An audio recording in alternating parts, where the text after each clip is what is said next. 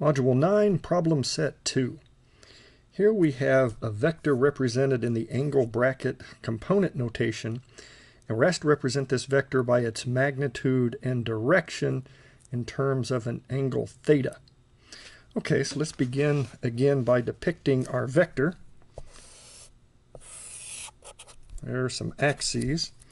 So we've gone positive x, negative y, so my vector is oriented in this direction.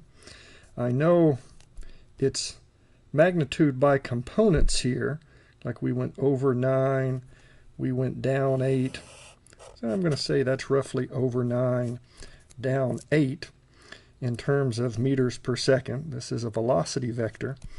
So in terms of the right triangle I'm going to construct, I know that this leg of my right triangle is 9.11 meters per second. This leg of my right triangle, negative 8 meters per second.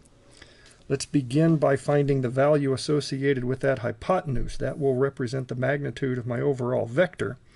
So that magnitude, we'll just call this vector A, would be 9.11 squared plus the negative 8 squared, then the square root of that result. So I do that bit of arithmetic, I apply the Pythagorean theorem, and I come up with a magnitude of 12.1 meters per second. Okay, so I have my magnitude, that leg 12.1.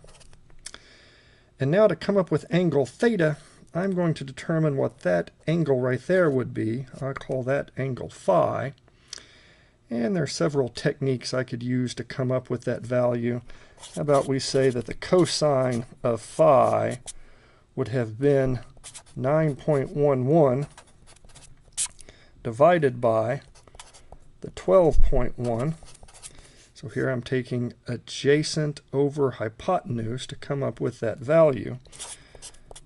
All right, I do that bit of arithmetic and I discover that angle phi is 41.3 degrees.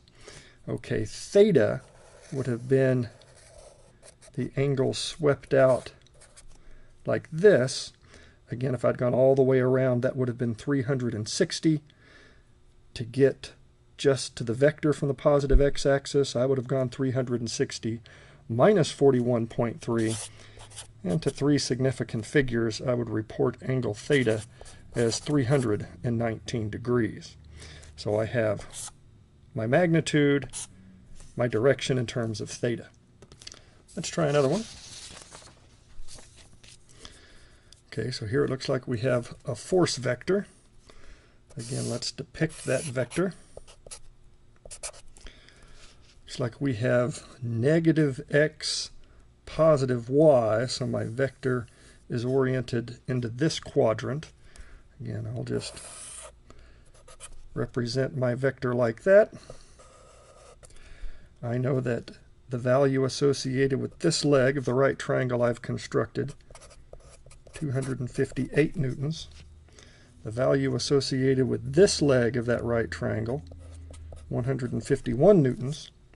So I'm going to find the value associated with that leg. That would represent my magnitude. I'll apply the Pythagorean theorem. That magnitude would be negative 258 newtons squared.